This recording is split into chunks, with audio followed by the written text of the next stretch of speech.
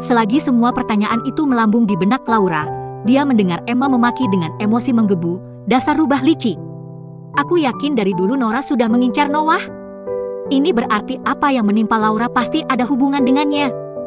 Wanita itu tak lupa menambahkan, "Noah juga. Apa dia tidak tahu apa dampak pengumuman ini kepada Laura? Apa dia tidak memikirkan perasaan Laura?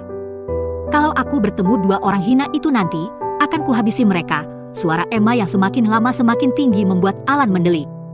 "Jangan berteriak-teriak, bodoh. Cepat kecilkan volume suara TV." Laura bisa mendengar. Mendadak, ucapan pria itu berhenti saat matanya mendarat pada sosok Laura yang membeku di tangga. Laura!" Teriakan Alan membuat Emma mengikuti arah pandang sang kakak dan spontan mematikan televisi. Kakak adik itu membeku di tempat hingga Laura berjalan mendekat. Emma dan Alan langsung berdiri dan menghampiri Laura. "Laura, jangan pedulikan dua orang hina itu, oke? Mereka tidak pantas kau pikirkan, itu benar." "Tidak pantas." Sepasang kakak adik itu tampak menghibur Laura dengan panik.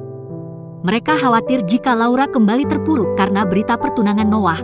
Namun, di luar dugaan keduanya, Laura menyunggingkan sebuah senyuman manis. "Bisa carikan aku pekerjaan?" Emma dan Alan mengerjapkan mata. "Apa?" Rasanya, mereka salah dengar. Laura tersenyum tak berdaya melihat kedua kakak beradik di hadapannya. "Aku rasa, sudah waktunya aku melakukan sesuatu. Tidak mungkin aku terus-terusan menyusahkan kalian, bukan? Jadi, aku mau mulai bekerja." "Lau, kau tidak pernah menyusahkan kami." "Jangan bicara seperti itu terus," sanggah Emma seraya menggenggam kedua tangan Laura. Kalian sungguh baik, dan aku berterima kasih atas hal itu," balas Laura. "Akan tetapi, hidup terus berlanjut, dan tidak mungkin selamanya aku bergantung kepada dirimu dan keluargamu." Senyuman Laura berubah diselimuti tekad. "Aku ingin bangkit kembali dan berdiri sendiri." "Lau." Emma tak bisa berkata-kata, wajah Laura terlihat cerah, seakan sama sekali tak peduli dengan berita yang baru saja dia dengar. "Oleh karena itu, bisa bantu carikan pekerjaan untukku?" Emma dan Alan pun saling menatap. Mereka seakan berkomunikasi tanpa suara sebelum akhirnya mencapai satu keputusan.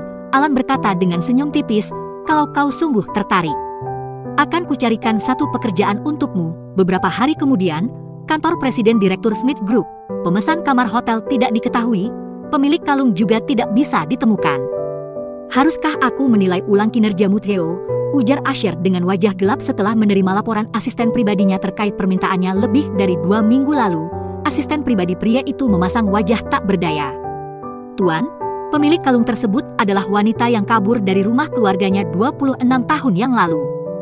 Demikian, keberadaannya saat ini di mana, tidak ada yang tahu." Pemilik kalung adalah wanita yang kabur 26 tahun yang lalu. Kalau dihitung, berarti umur wanita itu sudah hampir setengah abad. Hal tersebut tak selaras dengan sosok yang menghabiskan malam dengan Asher malam itu. Samar-samar, sepasang manik biru indah yang menghipnotis membuat Asher menutup mata. Walau buyar, tapi Asher yakin sosok yang menghabiskan malam dengannya adalah seorang wanita muda. Oleh karena itu, kemungkinan terbesar adalah wanita yang bermalam bersamanya adalah putri dari wanita yang kabur itu. Rumit. Melihat ekspresi gelap sang atasan, Theo mencoba lagi untuk bertanya, "Bagaimana, Tuan? Perlukah saya mengerahkan lebih banyak orang untuk menyelidiki lebih jauh tentang pemilik kalung itu? Sudah kabur 26 tahun yang lalu, apalagi yang mau dicari? Semua jejak pasti sudah pudar dan sulit ditemukan." Asher pun membuka mata dan meraih sebuah dokumen di atas meja. "Lupakan," ucapnya. "Lebih baik kau terus coba untuk mendapatkan informasi pemesan kamar 501. Pria itu menatap Theo lurus dan berkata, "Kalau perlu menggunakan uang, gunakan sebanyak yang diperlukan." "Aku hanya menginginkan wanita itu." "Saya mengerti, Tuan," balas Theo. Tok. Tok, suara pintu yang diketuk membuat Theo dan Asher memutar kepala ke arah pintu. Tampak sang resepsionis berdiri dan melapor, "Tuan, calon sekretaris baru Anda sudah tiba. Haruskah saya biarkan menunggu atau persilakan masuk?" Mendengar hal itu, resepsionis tersebut menoleh ke belakang dan mempersilakan sosok yang terhalang pintu kaca ruangan Asher untuk masuk. Saat sosok itu berjalan masuk, pandangan Asher langsung terpaku pada sepasang manik biru yang menghipnotis di hadapannya. Sama seperti dirinya, wanita tersebut juga membeku di tempat, seakan mengenalinya. Saat dirinya menarik kursi di depan meja kerja Asher untuk sang sekretaris baru, Theo bingung dengan ekspresi terkejut wanita tersebut. "Nona Laura Wilson, Anda baik-baik saja, ya?" Wanita yang baru saja masuk untuk menjalani hari pertamanya sebagai sekretaris Asher adalah Laura. Laura memutuskan menggunakan nama keluarga ibunya setelah Simon mengusir dan tak mau mengakui dirinya sebagai anak.